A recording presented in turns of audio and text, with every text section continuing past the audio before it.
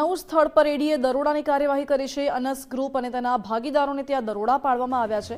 વિવિધ બ્રાન્ડ હેઠળ પેકેજિંગ અને ઉત્પાદન થાય છે, જેમાં દરોડા દરમિયાન ઈડીએ 1 કરોડથી વધુની રોકડ રકમ જપ્ત કરી છે। આ સાથે જ રૂપિયા 33 લાખથી વધુ વિદેશી ચલણી નોટો પણ જપ્ત કરી છે।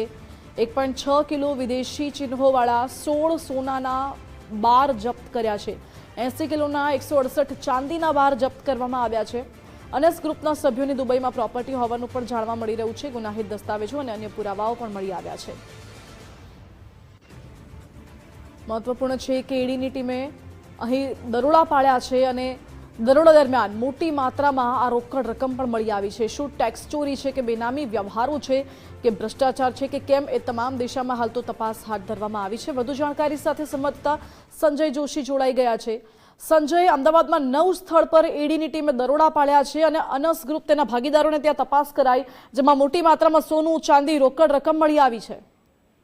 બિલકુલથી ખૂબ મોટી કાર્યવાહી છે। ઈડીએ 1.1 કરોડ એટલે કે લગભગ આજે અનસ ગ્રુપ છે તેના ભાગીદારો ત્યાં દરોડા છે, તેમાં એમ્બર ટેબેકો, ઉમદા ટેબેકો અને સમા ફિલ્ટર ખેની બ્રાન્ડ હેઠળ પેકેજિંગનું ઉત્પાદન કરવામાં આવતું હતું। તે દરોડા દરમિયાન ત્યાંથી 1.1 કરોડ 33.34 લાખની વિદેશી ચલણી નોટ, 1.6 કિલો વિદેશી ચિહ્નવાળા 16 સોનાના બાર જેવી કિંમત આશરે 2.5 કરોડ, 80 કિલોના 180 ચાંદીના બાર જે લગભગ 2 કરોડની કિંમત થવા જાય છે તે જપ્ત કર્યા છે અને હાલ જે છે ત્યાં કાર્યવાહી ચાલુ છે। તપાસ દરમિયાન ઈડીની ટીમને ગુનાહિત દસ્તાવેજો અને અન્ય પુરાવાઓ પણ મળી આવ્યા હોય તેવી પણ માહિતી સામે આવી છે।